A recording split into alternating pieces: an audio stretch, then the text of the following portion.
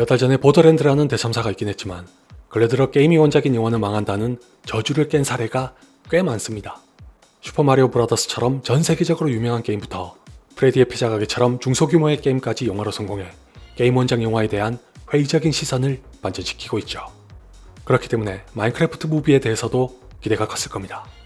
그도 그럴 것이 원작인 마인크래프트는 긴 시간 동안 인기를 끌었던 게임인 동시에 전 세계에서 가장 많이 팔린 게임이기도 하거니와 유튜브에서도 대단한 성과를 기록한 게임이라 엄청난 수의 잠재 관객들이 기다릴 수밖에 없었던 영화입니다. 그런 영화의 뚜껑을 열고 보니 전문가들의 평가와 크게 엇갈리면서 막상 흥행으로는 대박을 터뜨렸는데 평가와 흥행이 별개로 나뉘는 건 새삼스러울 일도 아닙니다. 여러분도 잘 아시다시피 비슷한 예는 얼마든지 있으니까요.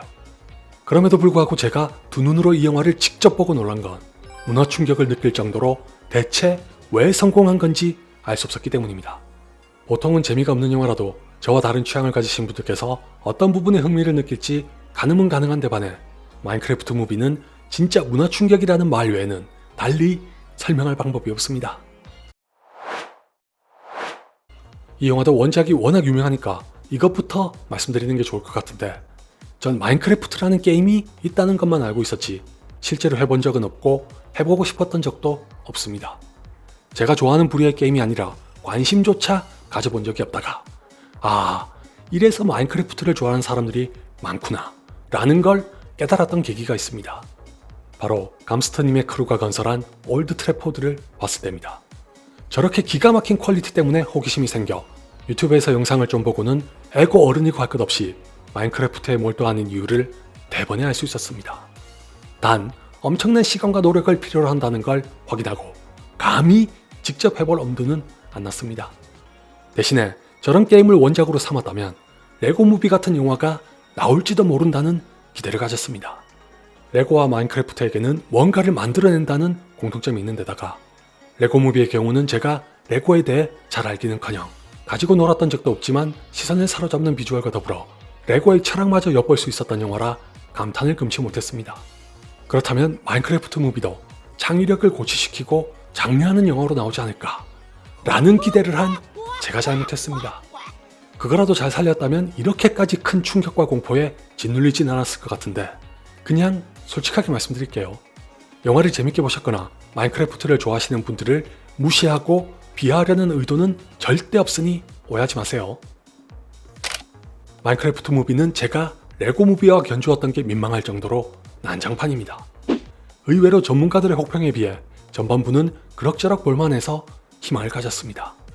잭 블랙이 연기한 스티브를 통해 마인크래프트의 세계인 오버월드를 간략하게 소개하고 곧이어 제이슨 모모아가 연기한 게릿을 필두로 나머지 캐릭터들이 한자리에 모이게 되는 과정은 여느 영화의 서론과 비교해도 특별히 뭐가 난 게 없습니다. 다만 여성 캐릭터 2명은 사실상 쩔이라 없어도 그만인 역할에서 그친다는 것부터 시작해 뒤로 갈수록 주요 캐릭터 3명도 제대로 다루지 않고 유치한 개그를 남발한다는 게 치명적입니다. 스티브는 무료한 삶에 지쳐있다가 어렸을 때 동경하던 광산에 들어가서 오버월드를 만나게 되고 이곳에서는 무한한 상상력과 창의력을 발휘할 수 있다는 매력에 빠집니다. 게릿은 한때 출중한 실력을 가진 게임 챔피언이었지만 세월이 흘러 현실의 벽에 부딪히는 바람에 이젠 돈에 허덕이는 어른으로 변했습니다. 누나와 단둘이 사는 헨리는 어린 나이에도 뛰어난 창의력을 가졌으나 여러가지 이유로 꿈을 펼치지 못하고 사고뭉치로 전락합니다. 이런 세 사람이 오버월드에서 만나 자신이 가진 고유의 능력을 발휘하면서 마인크래프트의 특성과 재미를 한껏 전달해줄 만도 하건만 이 영화는 희한하게도 정작 무난하게 오버월드로 들어간 시점부터 와르르 무너집니다. 세간의 반응과 달리 전 마인크래프트의 유저가 아니어서 그런지 예고편을 보면서도 비주얼에 불만이 없었습니다. 마인크래프트 특유의 사각형을 모태로 마인크래프트다운 디자인을 영화에도 잘 옮긴 것 같아 본편을 보면서도 거슬리지 않았는데 캐릭터와 서사에서 건질 게 하나도 없다는 구멍이 커도 너무 큽니다. 그렇다고 해서 엄격한 기준을 적용한 것도 아닙니다. 방금 말씀드린 주요 캐릭터 3명의 설정만 해도 특별할 게 없으나 딱히 문제 삼고 싶은 마음이 없습니다. 더 나아가 저 3명이 오버월드에서 못다한 창의력과 상상력을 마음껏 발동해 악당에게 맞선다는 이야기를 보여줬다면 어지간히 만족했을 겁니다. 언뜻 단순해 보일 수 있을지언정 성인 관객들도 만족할 만한 깊이까지 간직했던 레고 무비의 재림을 기대한 건 순전히 제 과욕이라고 일갈한다면 그것도 기꺼이 받아들이겠습니다. 양심적으로 이렇게까지 양보했으면 웬만한 영화에는 관대하게 반응했겠지만 이번엔 차마 그게 안됩니다.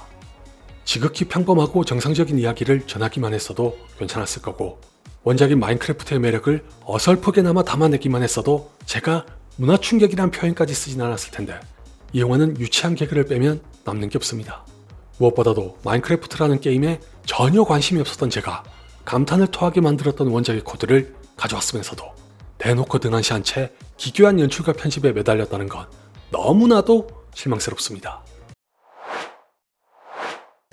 제가 유저는 아니라 조심스럽긴 하지만 눈으로 봤던 마인크래프트는 광활하게 넓은 공간에서 열심히 채취한 자원으로 내가 원하는 거의 모든 것을 직접 만들 수 있다는 것에서 오는 성취감이 클 거라고 생각합니다. 그게 원작이 긴 시간 동안 인기를 유지하고 있는 핵심적인 요인인 것 같은데 어째선지 영화는 캐릭터 설정에서 그런 방향성을 보여줬으면서도 자꾸 엉뚱한 길로 갑니다. 주인공 3인방은 말할 것도 없고 악당인 말고샤에게도 어떤 사연으로 말미암아 남다른 창의력을 증오하면서 오로지 힘과 금에만 집착하게 됐다는 설정을 부여했으나 실질적으로는 있으나마나한 설정입니다. 이야기도 마찬가지라 마인크래프트 무비에는 작가라는 타이틀이 있다는 게 신기할 지경입니다. 그 정도로 형편없는 각본이 유일하게 잘한 거라면 온갖 설정과 이야기를 꼬아다 놓은 보리자루로 둔갑시키면서까지 원작에 있는 다양한 몹을 등장시켰다는 겁니다. 우리나라에서는 개봉도 하기 전에 화제의 중심으로 떠올랐던 치킨 조끼가 대표적인 예지만 그 바람에 마인크래프트 무비는 영화라기보다 인터넷에서 잘 먹힐 수 있는 밈을 마구잡이로 이어붙인 영상에 가까워 보입니다.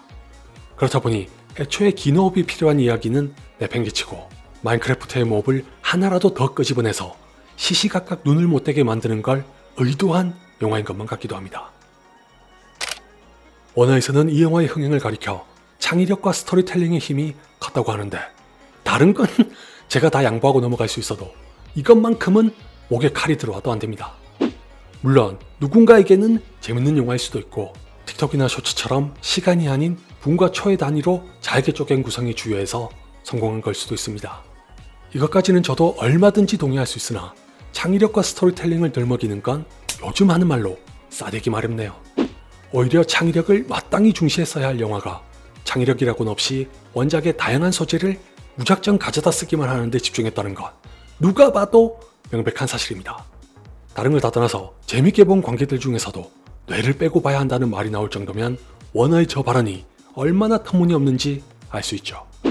이 대목에서 오해는 없으셨으면 좋겠는데 그래서 이 영화가 좋다 나쁘다를 따지려는 건 아닙니다.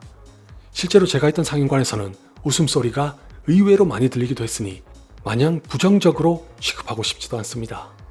마치 규현이의 소설이 파문을 일으켰을 때처럼 기성세대와 문화가 받아들이기 어려운 현상이 나타났을 때는 마냥 벽을 세우거나 배척하지 말고 근본적인 원인을 찾아서 이해해보려는 노력도 필요하다고 생각합니다. 철저히 자본주의적인 관점에서 봐도 마인크래프트 무비가 왜 성공했는지 알아야 가뜩이나 어려운 영화판이 살아날 길을 찾을 수 있습니다. 이왕이면 장단점을 모두 분석해서 개선하려는 의지까지 보여주면 더 좋죠. 아무래도 영화에 대한 반응이 갈리면서 배우들의 연기에 대해서도 비판이 나올 수 있을 것 같은데 지금까지 들으셨다시피 마인크래프트 무비를 재미없게 본 입장에서 딱 말씀드릴게요. 이 영화의 중심에는 누가 뭐래도 잭 블랙이 있다고 단언합니다. 좋은 의미에서든 나쁜 의미에서든 마인크래프트 무비는 잭 블랙이 아니었다면 절대 나올 수 없는 영화입니다. 오래전에 무한도전에서도 봤었던 잭 블랙 특유의 폭발적인 에너지가 마인크래프트 무비를 만나 엄청난 궁합을 발산한 덕분에 지금과 같은 결과를 가져왔다는 건 틀림없습니다. 사실 비슷한 타입의 캐릭터를 많이 연기해서 질린다거나 식상하다는 지적이 나와도 이상할 건 없지만 적어도 이 영화에서만큼은 잭 블랙의 공이 지대합니다. 아울러 제이슨 모모아도 어울리지 않게 한껏 망가지면서 힘을 보탭니다. 잭 블랙은 자신의 장기이자 특기를 여지없이 살렸다면 제이슨 모모아는 기존의 이미지를 몽땅 버리고 진짜 더 이상은 없다는 듯이 처절하게 망가집니다. 문제의 그 치킨 조끼와 싸우는 장본인도 다름 아닌 제이슨 모모아라 여러모로 엉뚱한 연기를 보여줍니다. 나머지 배우들은 그냥 그랬습니다. 굳이 하나 꼽자면 엠마 마이어스가 웬즈데이 때보다 더 예쁘게 나왔다는 것 정도고 아무튼 마인크래프트 무비에 대한 제 결론은 굉장히 괴이한 영화라는 겁니다. 특이한 경험을 해보고 싶으신 분들이거나 자녀가 있으신 분들에게는 나쁘지 않은 선택일 수도 있으나 그 외에는 신중하게 고민하시길 권합니다.